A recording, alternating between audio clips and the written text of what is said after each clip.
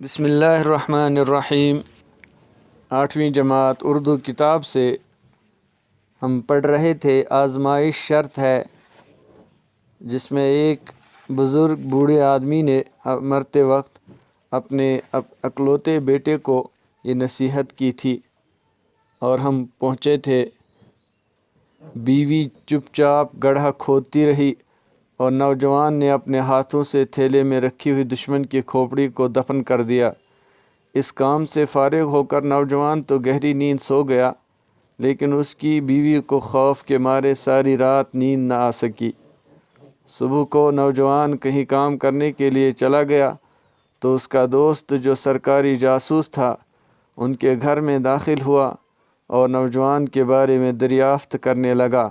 اس نے دیکھا کہ نوجوان کی بیوی کے چہرے پر ہوائیاں اڑ رہی ہیں اور اس کی آنکھیں سرخ ہو رہی ہیں۔ پہلے تو وہ سمجھا کہ میاں بیوی میں کچھ ناچاقی ہو گئی ہوگی، لیکن یہ بات اسے خلاف معمول محسوس ہوئی اور اس نے پوچھ ہی لیا کہ بھابھی سچ سچ بتائے کہ کیا بات ہے۔ یہ سننا تھا کہ نوجوان کی بیوی پھوٹ پھوٹ کر رونے لگی اور اسے التجائیں کرنے لگی کہ بھیا تم ہی اپنے دوست کو بچا سکتے ہو، اس نے کہیں جا کر اپنے کسی پرانے دشمن کو قتل کر دیا ہے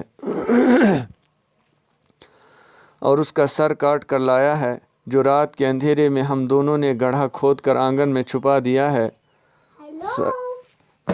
سرکاری مخبر نے خاتون کو دلاسا دیا کہ گھبرانے کی کوئی بات نہیں، اور الٹے پاؤں اپنے دوست کی تلاش میں جا نکلا۔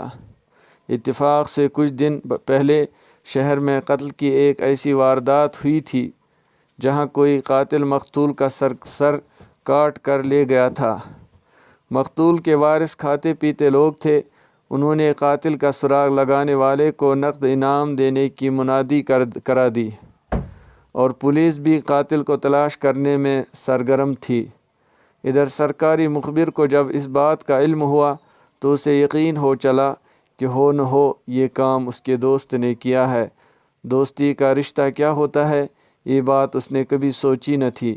چنانچہ اس نے اپنے فرائض منصبی اور انعام کے لالچ میں پولیس کو خبر کر دی، اور پولیس کے عملے کو لے کر اپنے دوست کے گھر کی طرف روانہ ہوا۔ راستے میں اس نے اپنے دوست کو گھر کی طرف جاتے ہوئے دیکھا تو اس نے پولیس کے عملے کو قاتل کی نشاندہی کراتے ہوئے یہ درخواست کی کہ وہ اسے اپنے دوست کا سامنا کرنے کی اذیت سے بچائے رکھے۔ یہ کہہ کر وہ ایک طرف کو چھپ گیا اور پولیس نے نوجوان کو گرفتار کر کے تھانے پہنچا دیا۔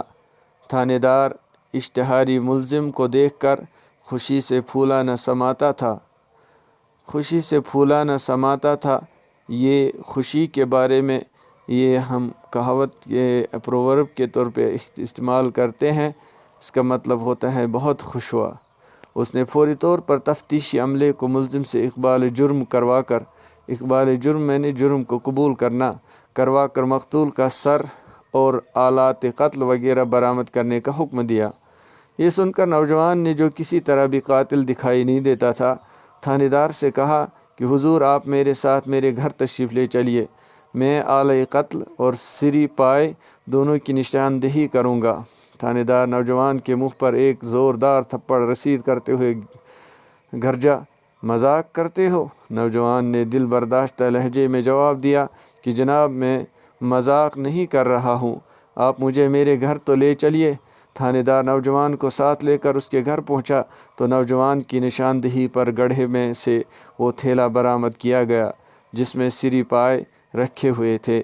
نوجوان نے تھانے دار سے مخاطب ہو کر کہا کہ حضور مقتول کا سر تو آپ نے ملاحظہ فرما لیا، اب آلات قتل باقی ہیں۔ ان میں سے ایک آلہ تو میری بیوی ہے جسے آزمانے کے لیے میں نے یہ ڈھونگ رچایا، اور دوسرا آلہ آپ کا وہ مخبر ہے جسے آزمائے بغیر میں نے دوست بنایا تھا۔ اب تھانے دار سمجھ گیا کہ یہ سارا قصہ محض آزمائش کا تھا۔ یہ تھی کہانی جس میں اس شخص نے اپنی بیوی کو آزمایا اور اپنے دوست کو آزمایا جو اس کا رازدار تھا۔ تو اس سے یہ سمجھ میں آیا کہ انسان کو کوئی دوست بنانے سے پہلے آزمانا چاہیے پھر دوستی کرنی چاہیے۔